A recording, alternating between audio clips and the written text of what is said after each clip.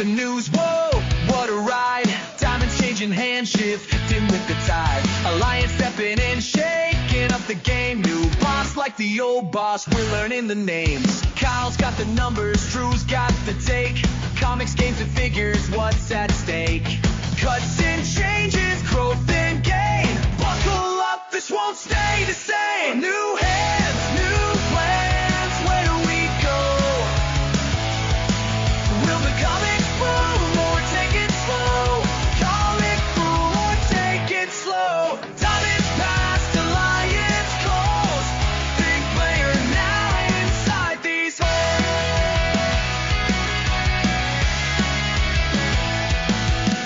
Stock market moves, yeah, follow the trade. What is next? Let's see how it's played. Will free comic day still hold the line or get lost in bottom dollar signs? Speculators lead in, retailers wait. What's this mean for the books in your crate? Tie-in dynamite, boom on the shelf. Will this deal bring us more wealth?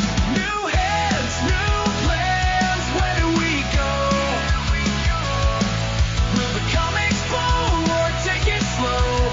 Time is home or take it slow. Time is past, alliance calls. Big players inside these halls.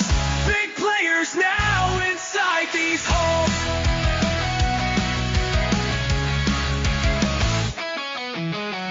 Comic book shops holding tight,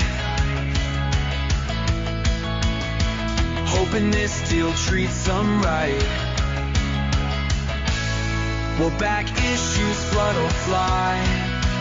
Kyle and Drew keep asking why. So grab your poles, stack 'em tall. Big shit's coming, we'll watch it all. Comics for fun and profit fame. Let's ride this wave and see what remains. Thank you for listening to Comics for Fun and Profit. This is Kyle and Drew with our sneak peek at next week, episode number 972 for Comics releasing April the 2nd, 2025. Not April Fool's, Drew, but the day after. But before we get into what's coming up in your local comic book shop this coming Wednesday, Drew, anything else fun in the world of comics? And I'm unfortunately 2 behind on Daredevil, so we got to catch up. They dropped 2 of them this week. Okay. Didn't get a chance to catch up. Very cool. Yeah. I was excited. YouTube served me up a new Avengers Doomsday trailer. I was excited to check out. I was like, how do they have that out already? And it was basically just a bunch of director's chairs with all the different cast members' names on it. And then Robert Downey Jr. stood up and said, put his fingers to his lips and said, shh, and walked away. And I was like, oh, okay. I guess that's a teaser trailer then? Yeah, well, it mostly just sparked people like, here's who isn't in Doomsday. Yeah, a lot of old school X-Men. Yeah. And I was like, is this another multiverse thing? Or, I mean, I guess it has to be, right? Because that's the old. Yeah. Well, I don't know if you'd consider it multiverse when it's now just our verse. But I mean, that's like 2 iterations of X people ago, right? Those originals. Mm-hmm. So unless they're rebooting with them, are they the best? So they're just going to go back to them. I don't know. It could be anything. Who knows? It could be. Yeah, there was a shit ton of people, and yeah, it was like, I guess it's like the first half of, like, Doomsday's the first half, Secret Wars is the second half of this movie, I think, maybe.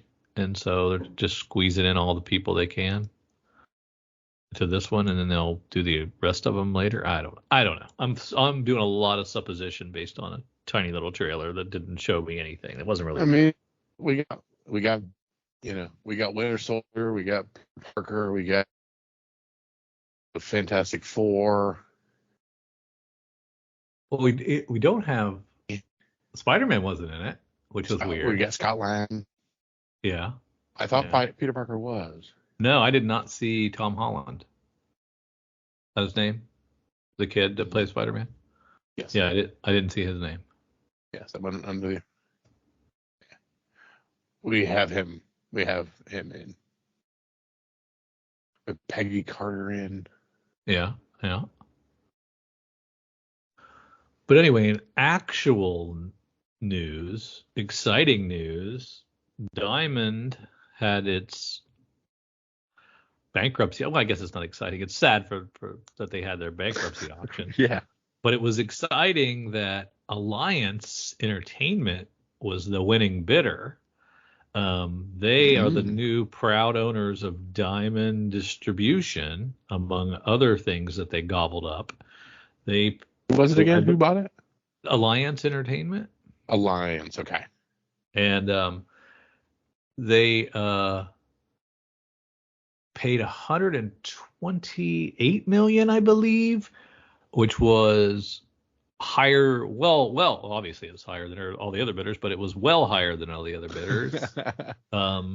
They put out a really corporate gobbledygook filled press release about synergies directly from ChatGPT. It felt like about synergies and aligning strategies and blah blah blah. But some of the things they did say that I liked was, the direct market is important, fits our brand. We believe in the direct market, and the comic fan and our fans are one and the same, and yada yada, and we can grow together. And I was like, oh, so we might not miss a beat. It might just become Alliance Previews catalog and Alliance Previews world, and we'll just keep on keeping on, and then they can, even with an infusion of cash, do even better maybe. So I'm hopeful. I'm hopeful that Diamond Distribution continues and small publishers still have a home. Mm-hmm. And I think it's good news by them kind of overpaying it, because it's somebody who seems to legitimately wanted it, got it. Yeah, they really wanted it, and I think they wanted it for the right reason. So exciting. We'll see what happens. Yeah, I just read the press release, so it's who knows, corporations, you can't trust them, but maybe it's good. Also, we got our 2025 Inkwell Award nominations. Ooh. I think we could go ahead and we can crank these out. There's only a few categories, so we should be able to bust through and make our joint decisions right now. So favorite inker is Elizabeth D'Amico for Star Wars High Republic, NYX, X-Men Blood Hunt, Jubilee, Avengers Assemble, a lot of things. Midnight Shadows, Giant Size Spider-Gwen. She did a lot. It's Elizabeth. Busy. I said Elizabeth. It's Elizabetta D'Amico. Oh. Eber Ferreira for Action Comics, Suicide Squad, and Suicide Squad Dream Team. Don Ho, not the Tiny Bubbles guy. Another Don Ho, who did Amazing Spider-Man Annual, Silver Surfer Rebirth, Legacy. And Pedro Marasco for Almost Dead. That was an Ablaze comic. Danny Mickey for Action Comics. And Wade Von Grawlbadger for Amazing Spider-Man and Edge of the Spider-Verse. Any of those people jump out at you? Somebody we should vote for? I hate to say, but no, none of them unfortunately jump out at me. I think I'm going to go with Wade Von Grawlbadger, who did Amazing Spider-Man then. If you don't care. The Badger. We've got Most Adaptable, which is an artist showing exceptional ink style versatility over other pencil artists. Every nominee must have at least two sources cited. Back to Elizabetta D'Amico for all her laundry list of things. Tony Cortez for G.I. Joe and Forgotten Runes. And Andrew Peepoy for Svengoolie and The Masters. Anybody there? Only 3. Nothing. Don't care. You got nobody. I do, but like it was one of those things where the first one I was like, okay, yeah, and then by the end of it I was like, no. Okay. So the answer is number 1. Elizabetta. Yep. Props award. But go ahead. I hate to say the same old person, but like I'm more interested in the things that she did. Yeah. Well, yeah. And I mean, that's how I do most of these, unless I know who it is. Props award. The inker deserving more attention. The same inker cannot be nominated for this award and favorite inker nor past favorite. Yeah, you can't be one of the best and also underappreciated. Yes, and that is Adriana da Benedetto. Different weird Italian name for Batman. Jeff Graham for Gold Scarab, and Tony Cordos for G.I. Joe and Forgotten Realms. Well, I think we're going to go with the Batman, right? I would think. My goodness, yes. I mean, yeah. If you get to do Batman, you deserve more attention. This is the Spammy Award, Small Press and Mainstream Independent Award for non-Marvel or DC work. We have Jeff Graham for Gold Scarab, Tony Cordos, G.I. Joe, Forgotten Runes, Andrew Peepoy, Svengoolie and the Masters, and LeBeau Underwood for Star Wars The High Republic. I'm going with our boy, I think it was Tony, with G.I. Joe, that Image Skybound. That's been good, some really good stuff. Well, there you go. And the All-in-One Award, which is this is the tough one. The favorite artist known for inking his or her own pencils. Okay, we got Nick Dragotta. Yep, that's the one right there. Can I finish? I finish? Nope. I said it's hard. It's Dragotta. Absolute Batman's phenomenal. I know, it's probably Dragotta. Geoff Isherwood, Savage Sword of Conan. Nope. Tony Parker for Medusa. Nope. Mike Perkins for Detective. Not bad. Batman First Night and Freddy the Fix. And Chris Samney for Batman and Robin Year One. It's Dragotta. It's Dragotta. Yeah, I think you're right. It's Dragotta. I'm submitting it. Thank you for your vote. The Comics for Fun and Profit vote has been submitted. It is in stone. Live here on the air, folks. You got it. All right, let's get some hot stuff. What's going on? Yeah, let's head on over to our good friends at comicbookinvest.com. Find the hot 10 and start with number 1. And that is, again, we're going to feature the Last Boy. Number 1 the 1 in 25 Adam Hughes cover. We got a cool art. We got a cool topic for this book. We got an Adam Hughes cover. We got a ratioed. We got everything we need. So this is a repeat at the top of the list once again, and it turned out it is the overall winner in a slow week. Not a ton of volume sales across the board, but some big price jumps, and that's mostly the story here, with about the same volume and around 30 sales the past 7 days. The reason this remains atop the list is that the average sale price jumped $80 to $130 near last week's high, while the high sale for this week is also up 25% to $175. Like the boobies. Yeah. Tinkerbell's doing good work. Yeah, I don't see it. I can't believe it's still number 1. Yeah. Said a slow week, so I mean, they're prefacing.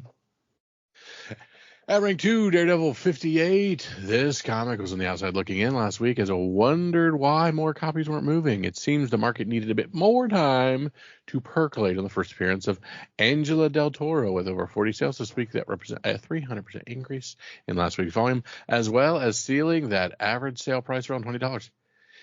This week's high reached about $30, while also noticed that can only refer to as Daredevil Born Again set, as we noticed multiple lots selling this book, along with the first appearance of Muse in Daredevil 11. Oh, interesting. Yeah. Bundle. We like the bundles. We do. We like a twofer. At rank 3, White Tiger number 1. Climbing up the list on this slow week for the market, we also saw Angela Del Toro's solo series. $30 average, $42.55 the high.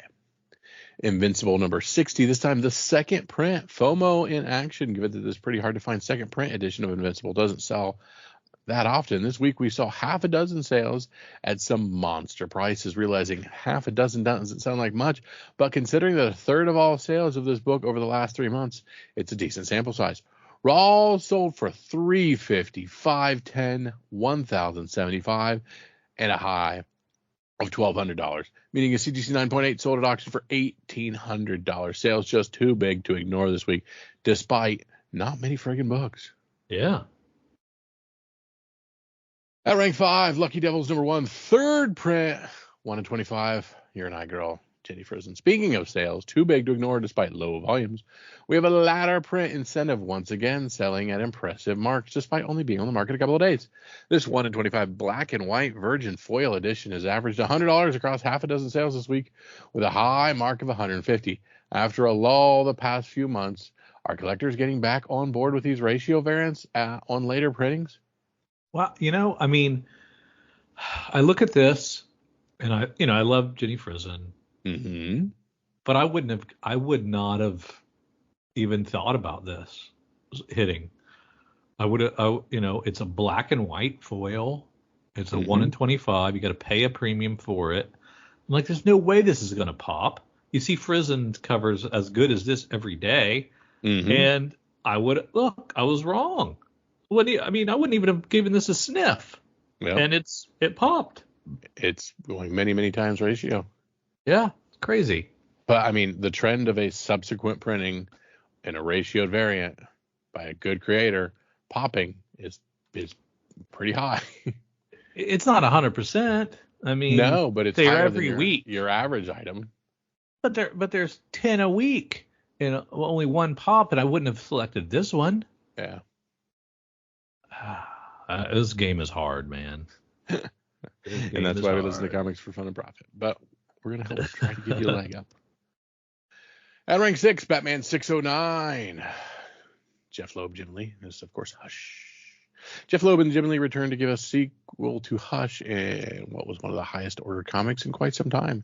That said, the first appearance of Hush in issue 609 has seen some movement in the past couple of weeks.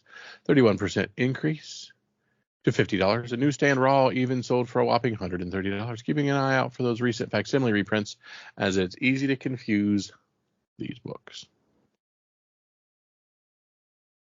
At rank 7, Batman, Superman, World's Finest, number 37, 1 in 25. Mark Waid, Yasmin Putri. This is one that I would have picked. This one I loved. There you go. I love this cover. That is very good.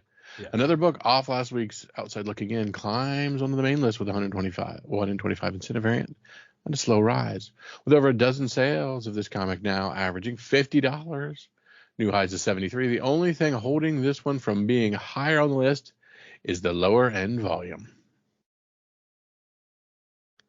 Granted, lower end volume is what keeps the price up, so it's Slippery slope.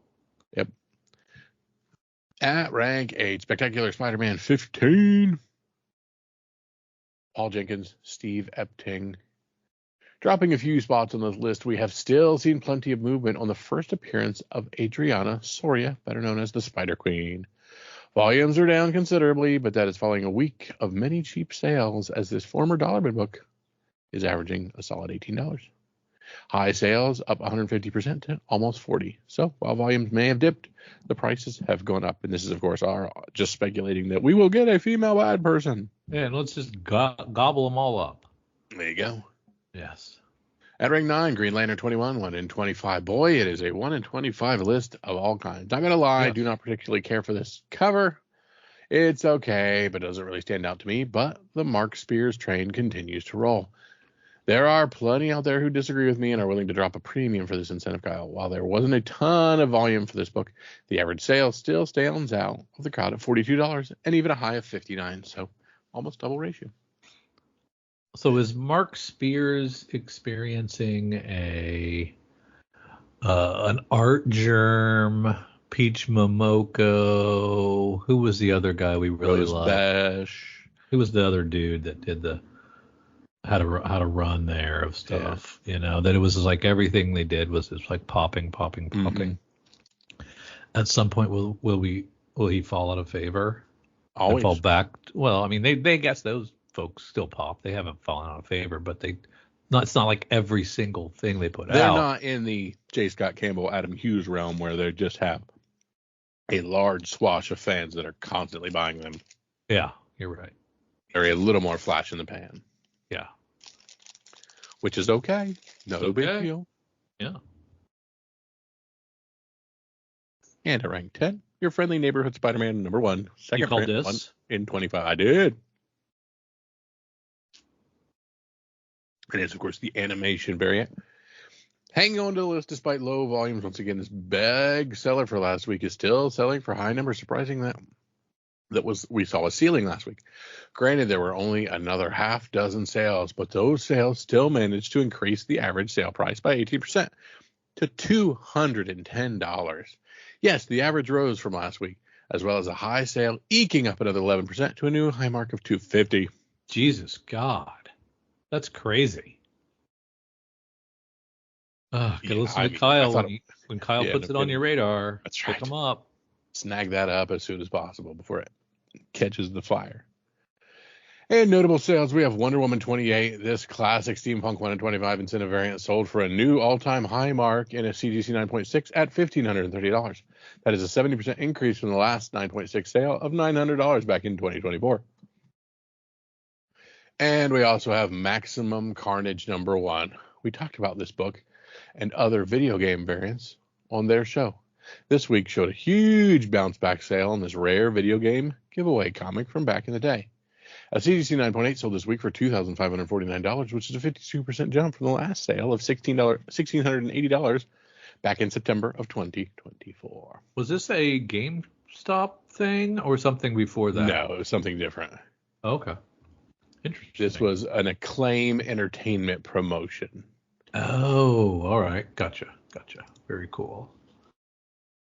All right, Drew, we've been scuttlebutting of new previews and old previews and lunar previews.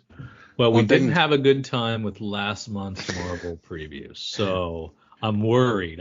I'm cautious about dipping into this one and just seeing how bad they're going to F it up, what kind of bad choices they're going to make in orders and typography and just general editing and proofing and positioning of titles. Here we go. Let's dig into it. April for June, 132 pages. Imperial #1 on the cover. But of course, we never start there. We go through a few things, talk about something else, Marvel Knights, give that feature to the old Disney cover. And then we get into the #1 title, Godzilla vs. Avengers #1, round 5 versus the new Avengers. All right. So we have the 5th iteration of Godzilla versus a one-shot for $5 is our lead item. Yeah. Okay. They must be selling well, I guess. I don't know that that's even the barometer anymore. Yeah. Yeah, I have no idea what the rhyme and reason is for them to do anything and put anything anywhere. Mm-hmm. And our second book, Imperial #1 of a 4-issue series. Jonathan Hickman on the writing of that, Fernando Vicente and Iban Coelho on art. Jonathan Hickman, Federico Vicente, and Iban Coelho take on the universe. A sweeping Marvel Comics event, Imperial is a story of intrigue, mysteries, and war, which takes place against the backdrop of the formation of a new galactic order in the Marvel Universe. It's featuring Hulks, Black Panthers, Novas, Guardians, and Cosmic Kings and Queens. Huh. It's a lot of things for me not to care about. There is nothing here for me. Yeah, nothing but a really nice Peach Momoko cover with one of the Hulks. Yeah. Other than that. Well, the interior art looks really nice. The interior line art looks really good in black and white. Which you would expect from, what was it, Coelho? Yeah. It's really solid. But other than that, I will try the first one, but I have a super short leash on it because I don't know any of these characters. I don't like cosmic stuff very much, and it would have to be next level for me to keep reading it. How about Marvel Knights, The World to Come, number 1 of a 6-issue series? Joe Quesada and Christopher Priest on story. Christopher Priest. Story by Joe Quesada and Christopher Priest. Written by Christopher Priest. Art by Joe Quesada. What? Yeah.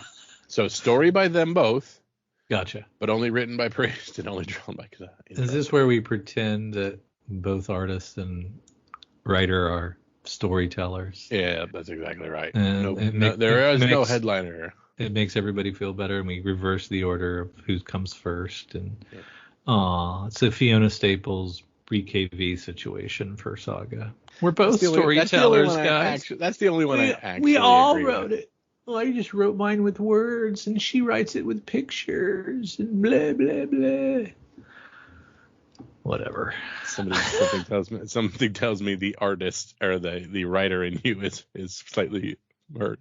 Well, yeah, and I'm still salty about Saga's last issue.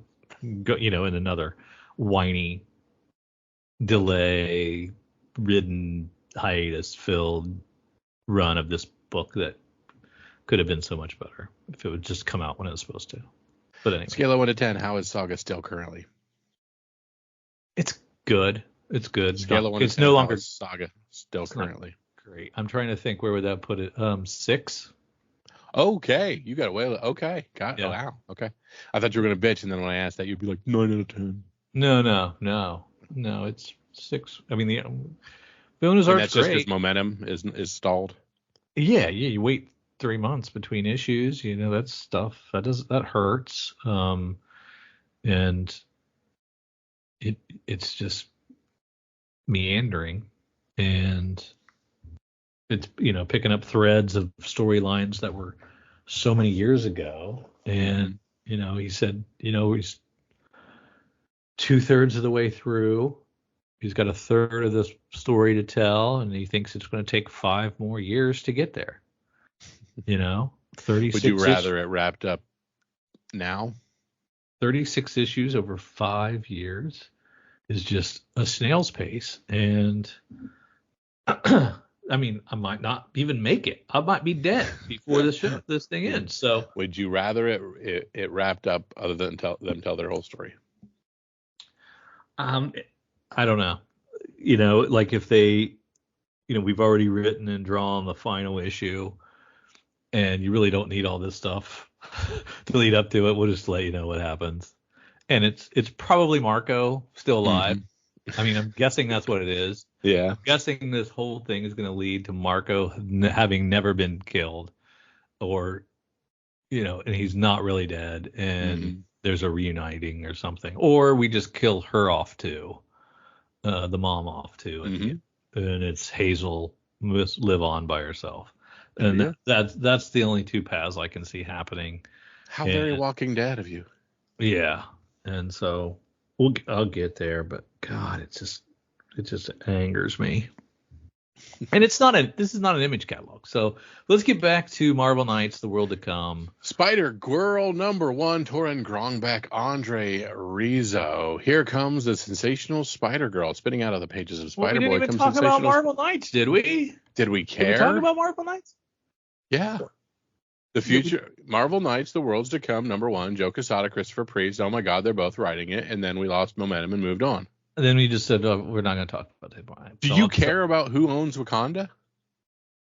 No. Okay. Moving on. Yeah, you're right. What do I care? Spider-Girl 1. David Nakayama cover is cool. Marguerite Savage has a trippy cover. Is this a cash grab? Yep. 1000%, yeah. Okay. The New Thunderbolts, number 1, Sam Humphries, Ton Lima. Carnage, the Hulk, Namor, Clea, Wolverine. Kyle, it's the superstar team of Sam Humphries and Ton Lima. Yep, you took that out of my mouth. Oh my goodness. Kyle, what is this? Not sure, Thunderbolts. Giant size Dark Phoenix Saga number 1. Drew, how many pages does a book have to be called a giant size? 80. I'm sorry, sir. The word you were looking for was 48 pages.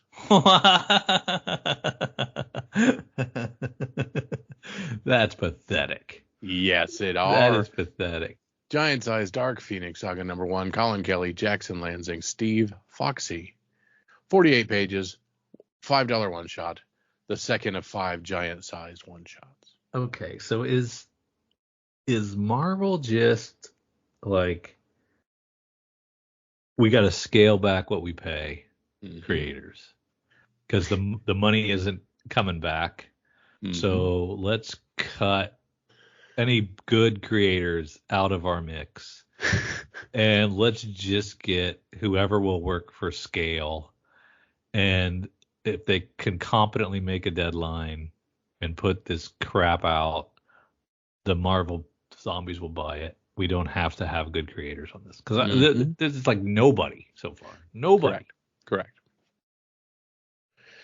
Giant-sized Age of Apocalypse number 1. Colin Kelly, Jackson Lansing, Jeff Loeb. 48 pages, $5. Giant-sized one shot. Bring on the bad guys. Doom number 1. Mark Guggenheim, Stefano Raffaele. The balance of power is forever changed. An ancient artifact known as the Soul Forge has the power to collect all the souls of Earth. Dr. Doom must stop at all costs. I'm wondering if the Doom event is over at this point, right? Yeah. Okay.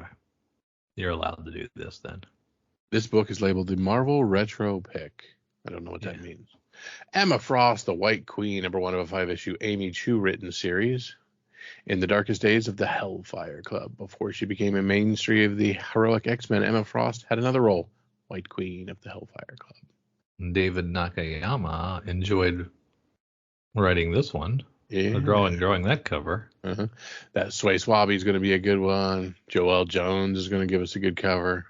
Oh, wow. Yeah. Okay, here we go. Here's something that I finally have the tiniest bit of interest peaked. Okay. Death of the Silver Surfer, number 1. Greg Pak writing this one. Sumit Kumar on art. Yeah. I like Greg Pak. Eric at Cowabunga is a big Silver Surfer fan, so he'd probably into this. Yep. Silver Surfer's final voyage. Well, nope. There's One World Under Doom still with the Runaways relaunch. Rainbow Rowell writing it, so a staple of Runaways. So at least we're tapping who should be tapped. Peach Momoko cover, another big fan of that. You know, Ejikari's cover, those are usually quite good. Yeah. Casa Grande wraparound, that's nice. Yep. So yeah, One World Under Doom is still going on, and we are coming in. So that changes my opinion about doing the Retro Doom series. You're just kind of diluting the focus, but whatever. Yeah, because One World Under Doom is on 5 of 9. Yeah, we got a ways to go. Silver, so we're halfway there. And staying under the red One World Under Doom umbrella, Red Hulk 5, Doom's Division 4 of 5, Avengers 27, Doom Academy 5, the end of that series. If Doom One World Under Doom is a success, will the sequel be Two Worlds Under Doom? Yes, Doom World 2 Electric Boogaloo, I believe what the title is. Or will it be One World Under Doom 2 or One World Under Dooms? You got a lot of variations you can go through, or One World Above Doom. Ooh, maybe that would be it. It'll be a moon-focused story. Watch and see, kids. Yeah, that's right. Fantastic Four 3, Superior Avengers 3, Fantastic Zero. Oh yeah, that's the. Yeah. That's legit. Hey, do you think I can spoil the last issue of One World Under Doom? Sure. So, Doom cures Ben Grimm. Ben Grimm, the Thing, comes and confronts Doom at like the United Nations or some I think it's the United Nations. And the Fantastic Four are there to confront him for his evil plans and plots. And he totally flips the script on them, makes them look like dipshits. And then in Doom's great way, he saves. He not only is gracious, but he's also kind. Mm-hmm. And he says, Reed Richards is this genius, right? And he's supposedly your best friend, right? And you've been this rock monster your whole life, and he's never done shit to help you or turn you back into a human so you could live a normal life. Well, I'm going to do it right now. Boom. And he turns him right back into Ben Grimm, and just like that. And then he just like zaps out on the last page. He's like, peace out, Fantastic Four. And it was pretty awesome. It was pretty awesome. And if you haven't read it, sorry, I beat you to it. Don't let your shit stack up, I guess. That's right. That's because awesome. it was awesome. Great reveal. Iron Man 9 by Spencer Ackerman. Marvel Rivals Ignite #1. We have Marvel Rivals giving its own cover. Peach Momoko, Yuji Kaku, and more on writing. Very much a few months too late, but still good to see Marvel Rivals getting its own subsequent comic. It is a $6 one shot. Yeah, they tried, man. Yeah. They're like, oh shit, this is hot. Yep. Speaking of hot, Jeff the Land Shark, a big guy from Rivals, so he's getting yet another 1 in 5 series. Yeah. On that. Giant size, amazing Spider-Man #1. My boy Kevin Smith, Al Ewing and Chip Zdarsky all writing on this one. Mark Buckingham, Cafu, and more on art. Summer starts with a bang with giant size, amazing Spider-Man #1. Kevin Smith makes his triumphant return to Marvel with a Spider-Man story that will have your heart beating in overdrive and your sides hurting from how much you're laughing. As if that wasn't enough, Al Ewing and Mark Buckingham spent a decade-spanning adventure with Spider-Man and some of his best friends. And if that weren't enough, Chip Zdarsky and Cafu introduce a brand new character who will play a big role in the future of Marvel Comics. Do not miss it.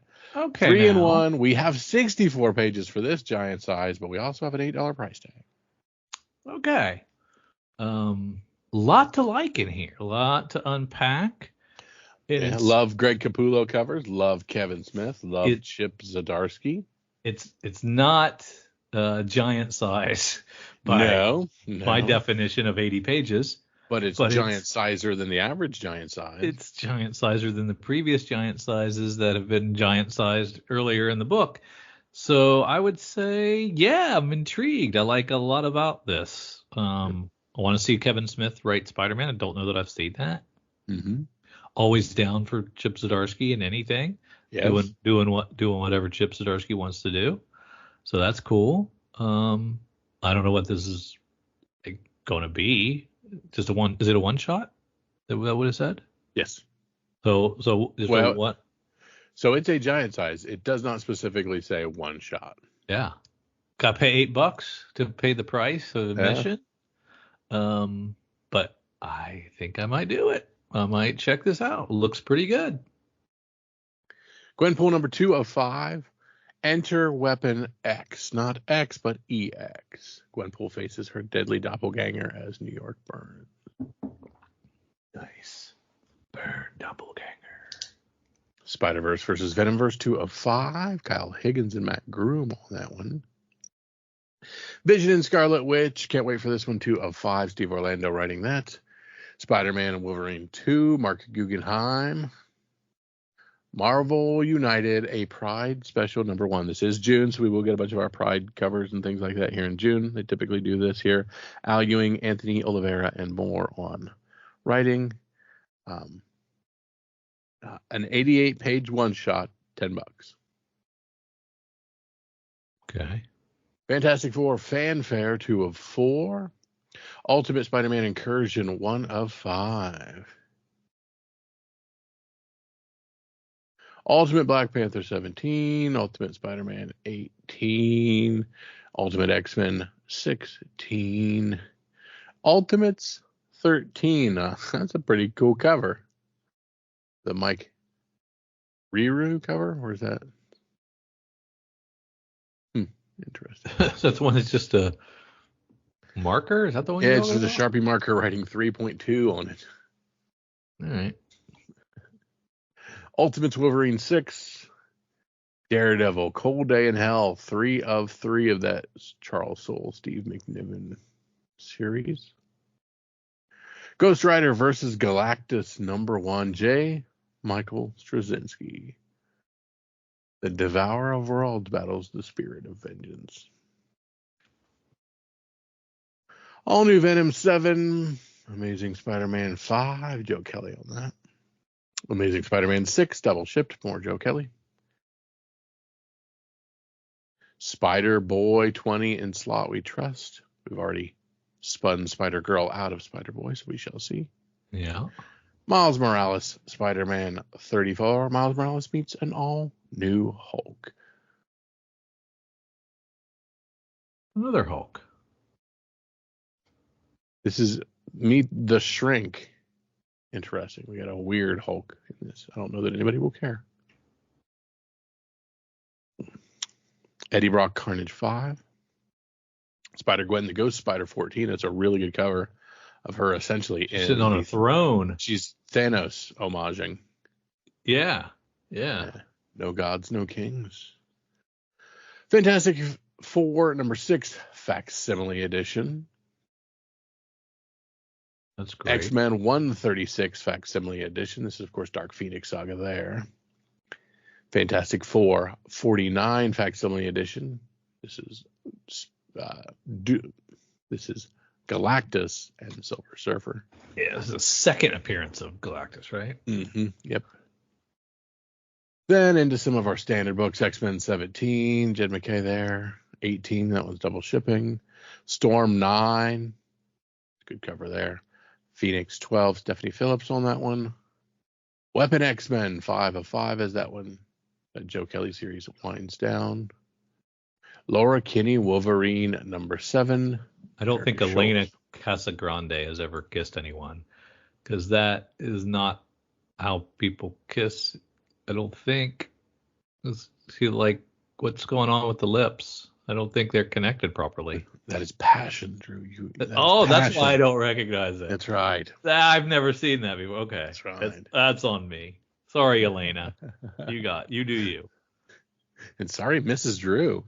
Uncanny X-Men 16, Gail Simone, Psylocke 8, Magic 6. It's a good cover on Magic 6. Yeah. It is. Exceptional X-Men 10, Eve viewing on that one. Wolverine 10, that Salamed Ahmed project.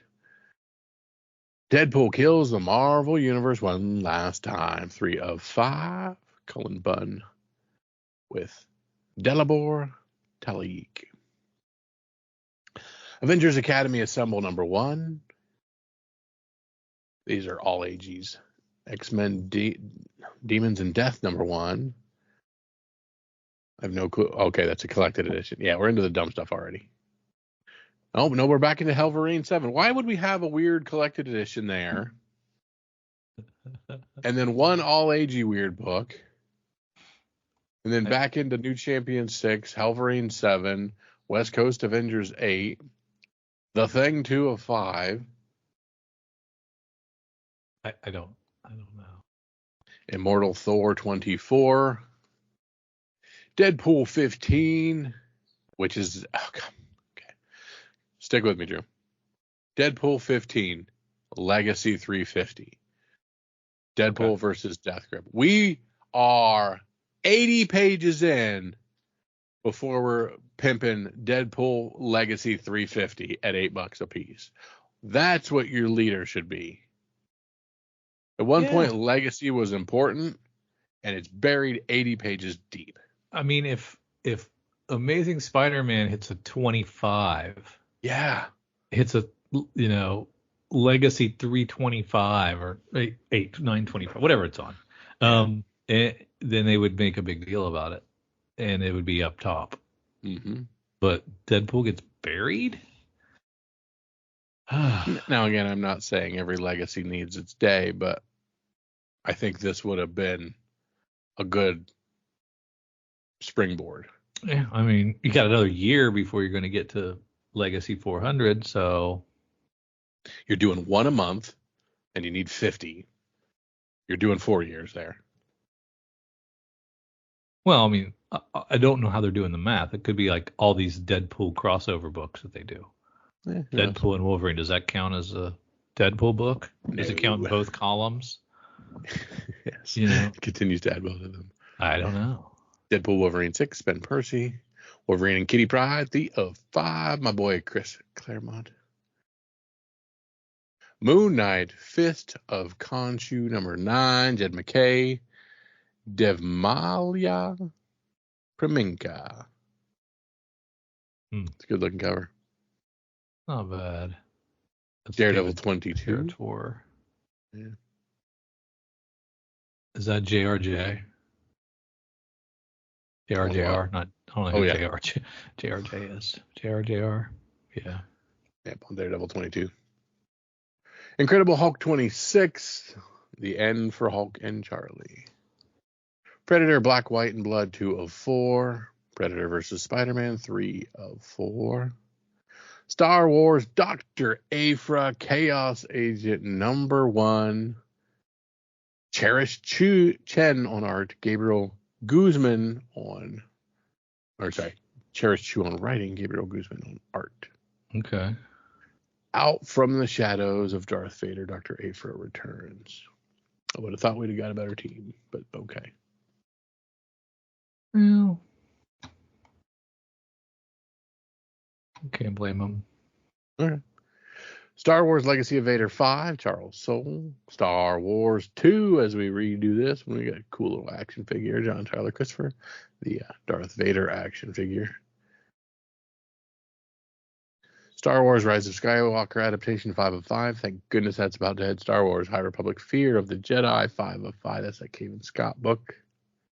Star Wars Jedi Knights 4, Mark Guggenheim. All AG stuff and collected editions that I will make sure to talk about. I'm looking for something to talk about. You know what I didn't see?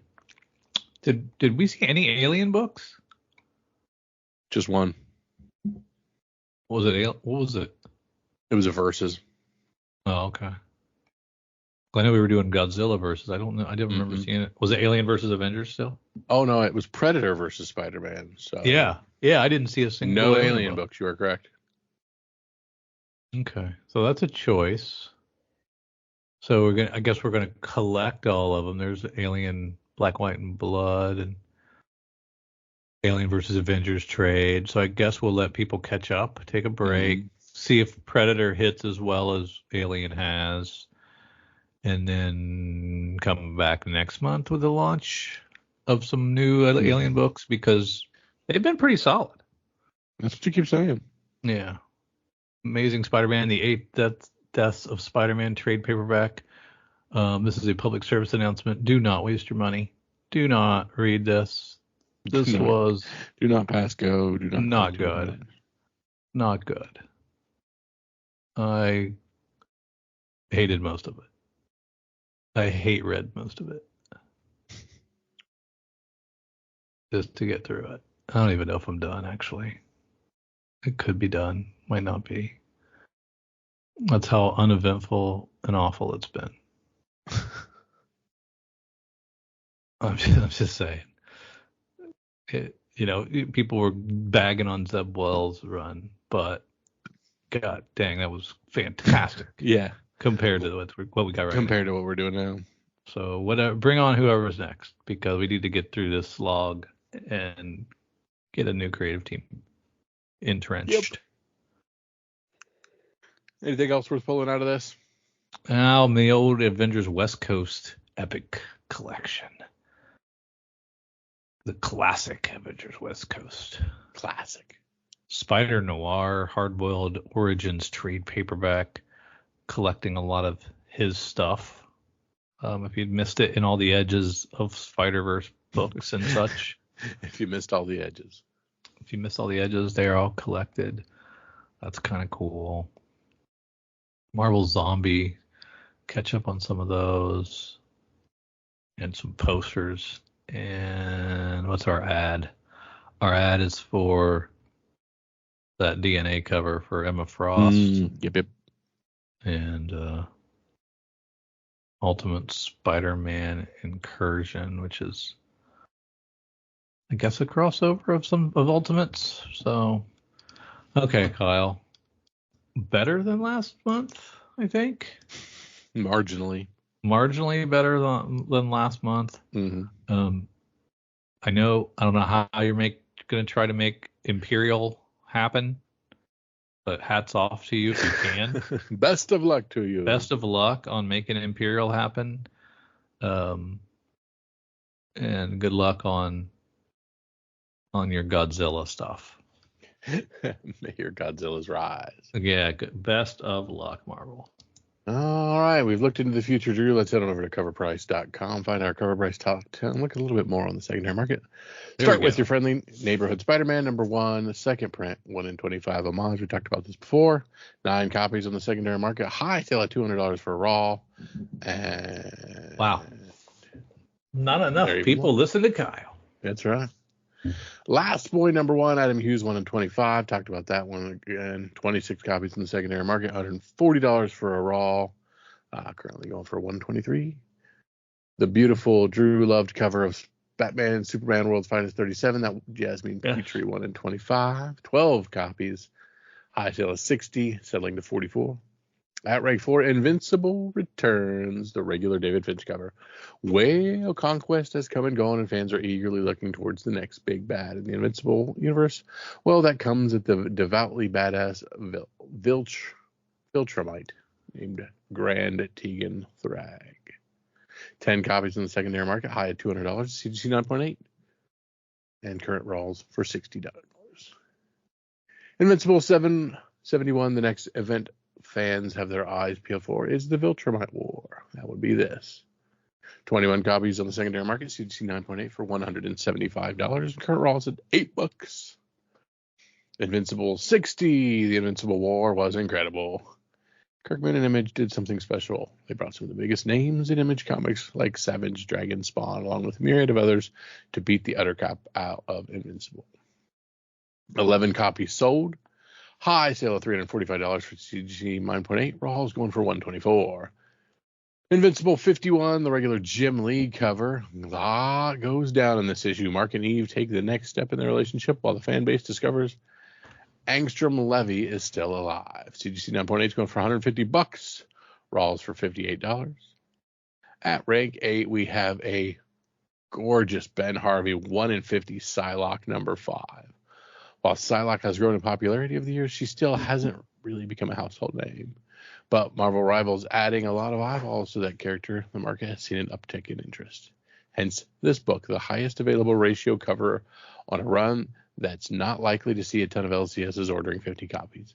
That immediately made it more desirable. Tracking 9 copies on the secondary market. High sale of $57. Near mark. 1 in 50. 50 for 1 in 50. So, no. White Tiger #1. Solo series 10 copies. $275 for 9.8. Near Mint's 33. Daredevil 58. Potential spoilers. Angela Del Toro. We talked about this as well. 17 copies. High sale of $18. $6 settling. This is all White Tiger and the possible I would Angela rather, Del Toro jumping in. I would rather they just, like, instead of 1 in 50 that sold 9 copies and is selling below what you got to pay for it at the shop, pick a couple of, like, I don't know, Bronze Age mini keys that maybe sold that week.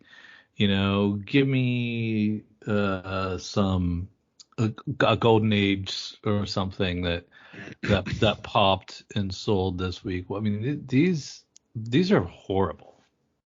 Yeah, you're not wrong. Oh my gosh. Sorry. Did you finish? Yep. You finished 10. Sorry. Landed Okay. my plane. Hell yeah. 11. Now, this is the Friendly Neighborhood Spider-Man #1 homage. That's not the one in 25. This is the regular cover. Looks exactly the same. Looks exactly the same to me. Not going for $250. Instead, selling for about 15, and only 7 of them sold. So what's the difference? Whoopsie. I don't know. One's 1 in 25. That's the difference. At rank 12, we've got Absolute Wonder Woman #1. The regular cover, 29 copies of this moved. High sale of $65 for a 9.8. Not worth your trouble. And Raw's around $14. Berserker #1, the million selling Berserker, or what did it sell? 300,000 or 400,000, something like that. A ton, yeah. It sold a ton. There's a lot of these out there. 15 more copies of this sold. 9.8 going for $128. Raw's around $8. At rank 14, we have DC Cross X Sonic the Hedgehog. How do you read that? Cross. DC Cross Sonic the Hedgehog, the 1 in 25. Sonic continues to be popular among both video gamers and comic collectors. 26 copies of this moved. High sale of $40 for a Raw. Another Sonic the Hedgehog, this time number 77, 1 in 10, comes at rank 15. And this sold for $20. How many copies? 8 copies of this sold. High sale of $20 for a Raw near mint. At rank 16, we have Captain Canuck #1. This is Canadian's version of Captain America. And weird that this one is spiking, I guess. What is the deal? New book generates media attention. Yeah. All right. Enough to land on the runner-up list. 13 copies sold with a high sale of $250 for a 9.8. Raw's around 25. Okay. Yeah, this book is from 1975. Yeah, long time. At rank 17, we have The Punisher #13. This is based on this cameo appearance. It looks like it may have teased the storyline for a future series. Either way, the tease was enough for fans to track down the first reference to this subplot about hunting down corrupt cops who use his symbol. And this is the first reference to that. 12 copies of this sold with a high sale of $19 for a near mint Raw. At rank 18, we have the Omega Men #3. 20 copies sold, high sale of $306 for a 9.8. And Raw's around $107 for the first Lobo. Rank 19, we have Spawn #1, continues to be a perennial seller. 34 more copies of this, so this could always be on the list. Everybody always wants Spawn. They'd always swap in their Spawns. $130 for a 9.8, and Raw's around $25. And rounding out the top 20, we have the regular Absolute Batman, Nick Dragotta, who was our choice for Inker of the Year at the Ink Pots. This continues. Inkwells, whatever. We tracked 30 copies sold of this item, still selling. $87 for a 9.8, and Raw's around $35. Continues to sell. Good stuff. Very cool. All right.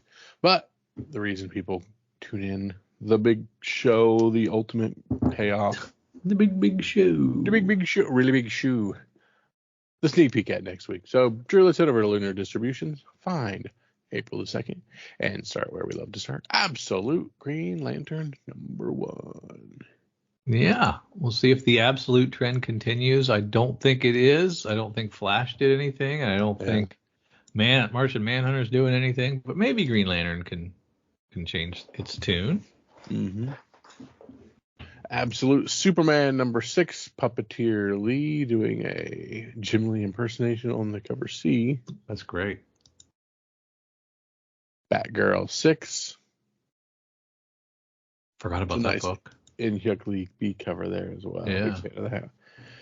The facsimile is, of course, Batman 614.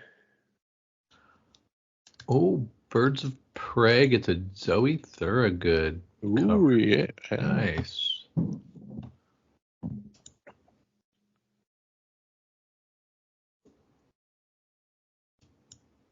G.I. Joe Beachhead.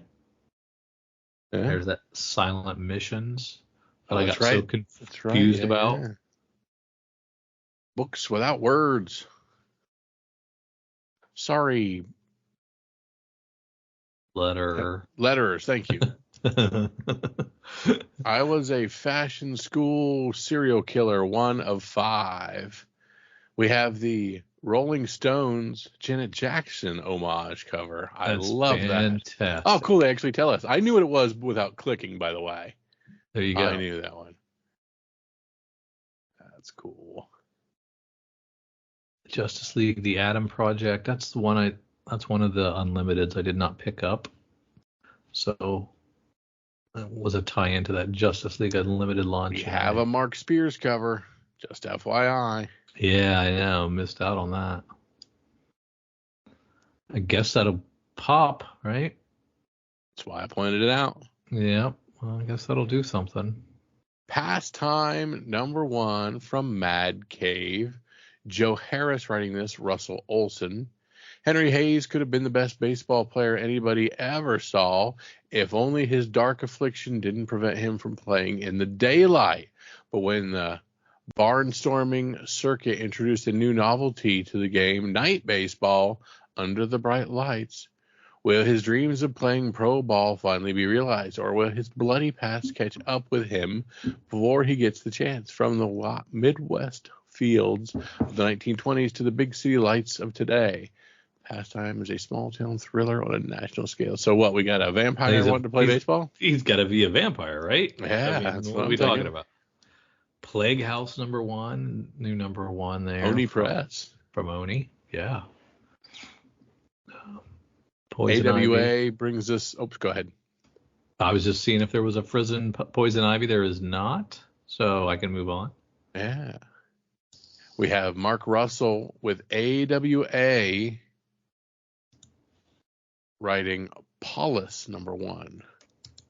What is Paulus number 1? I don't know. And this is under the AWA Futurific imprint. I don't know a lot about that either. Oh, interesting. So let me click on it. Proto-Pius. Sure. The Proto-Pius Collection. The new science fiction anthology series.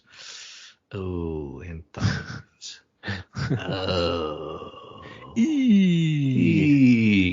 But if anybody can pull it off, it's Mark Russell. This is true. Let's give her a shot, right?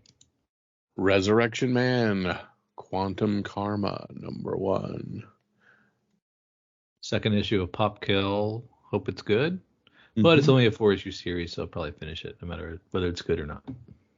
From Image Comics, Seasons number 1, going to a second print. Shocker, Rick Remender sells books. Yep, good stuff. They're giving us cover A and cover B, second printing. Did we ever get the last issue of Grommets? I don't think we have. I don't think we have. May have been one of our missed weeks. Black Spawn, Black Ritual of the Book of NYX, number 1 of the 7-issue series. Okay. Sam and Twitch hits number 12. Yep. We're taking everyone down with us. Just the cover C. Yeah, it's just a cover C. So that's already come out. This was the Matt Rosenberg that was our pick last week. Yeah, so I was going to say. We've done this before. So we were getting a mysterious die cut variant on this week. So there must have been a delayed release on that bad boy. Those dies aren't going to cut themselves. No, I guess not. Down over to previewsworld.com until we get any new news on that. And let's start with our Marvel book. Nope. I don't know why. We're going to start with our Boom books, but there's nothing there. Maybe next time we'll have an Alliance previews. Yeah. Maybe. Let's keep our fingers crossed. Boom doesn't have a lot. Titan doesn't have a lot, which is why I was kind of jumping into Marvel. Gotcha. Concert of Champions, #1. Jason Liu. It's the first ever Concert of Champions, a festival bringing together the Marvel Universe's biggest and brightest musical stars.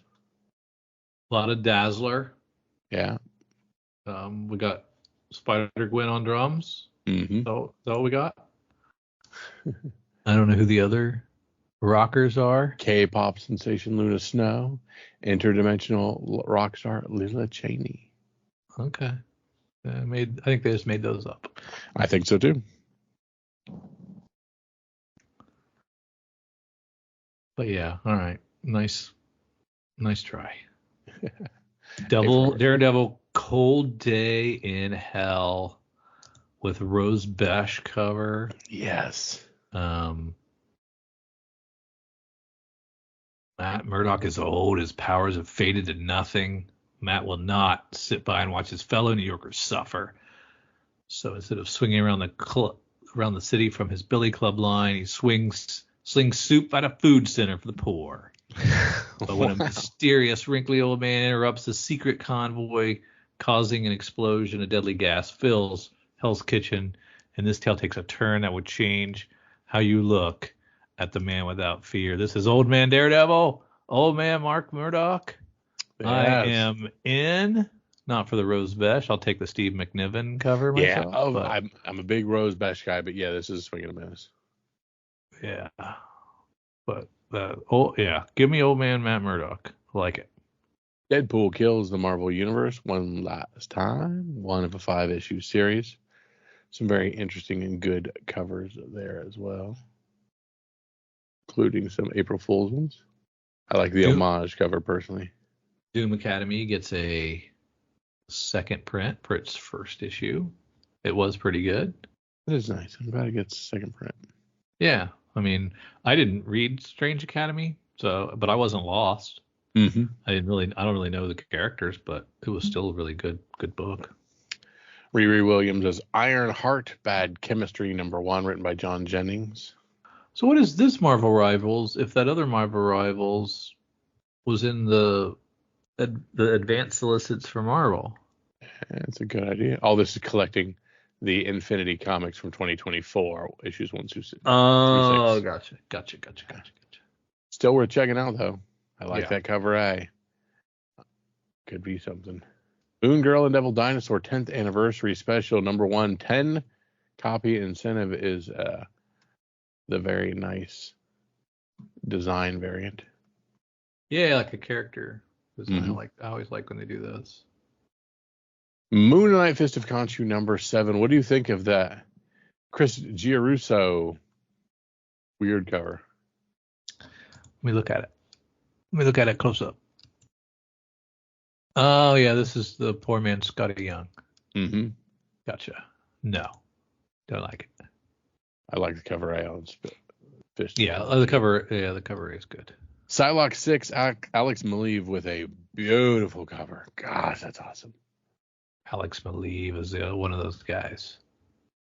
As my teenagers would say, he is him. He is him.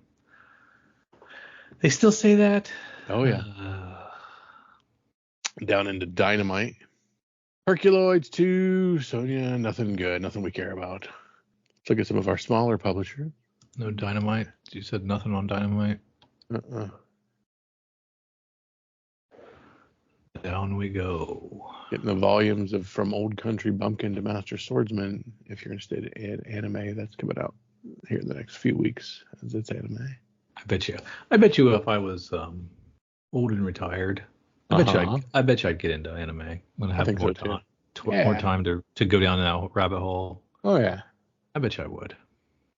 From Oni Press, we have Plague House #1, Michael W. Conrad. Yeah, we talked about that. That's what I was just about to say. Wait, we know this. Sounds familiar, right? That's the problem with this crossover current setup, yeah. Yeah, non-exclusive distribution. They're everywhere, blended together. Teenage Mutant Ninja Turtles Cross Naruto #2. Oh, we need PRH to put out a weekly release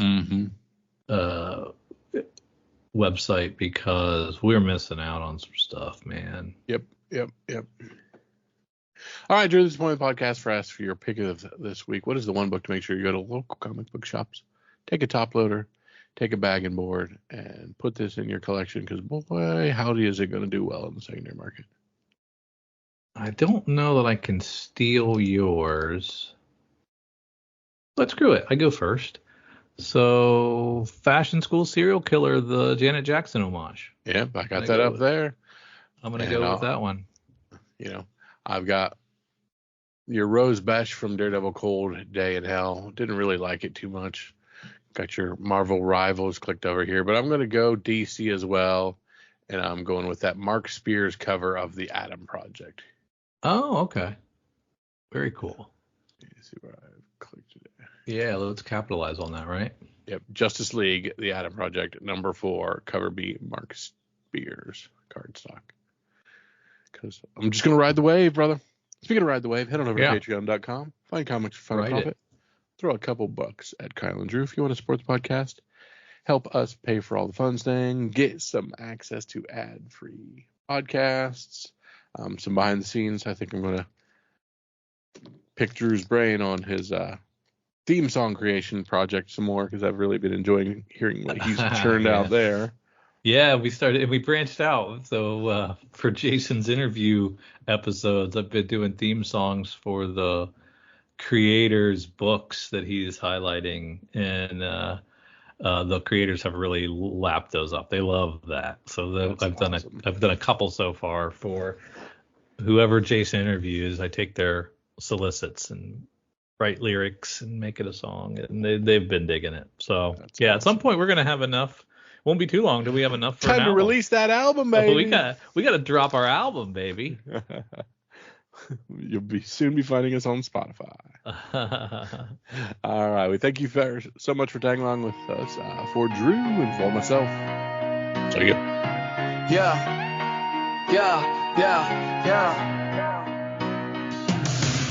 Wake up, check the news, whoa, what a ride. Diamonds changing hands, shifting with the tide. Alliance stepping in, shaking up the game. New boss like the old boss, we're learning the name. Kyle's got the numbers, Drew's got the take. Comics, games, and figures, what's at stake? Cuts and changes, growth and gain. Buckle up, this won't stay the same. New hands, new plans, where do we go? Will the comics boom or take it slow?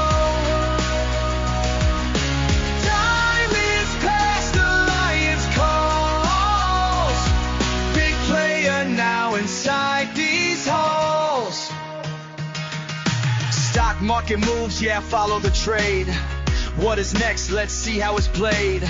Will free comic day still hold the line, or get lost in bottom dollar signs? Speculators lean in, retailers wait. What's this mean for the books in your crate? Titan, dynamite, boom on the shelf. Will this deal bring us more wealth? New hands, new plans, where do we go? Comics boom or take it slow. Diamonds past Alliance call. Big players now inside these halls. Comic book shops holding tight, hoping this deal treats them right. Will back issues flood or fly? Kyle and Drew keep asking why. So grab your pulls,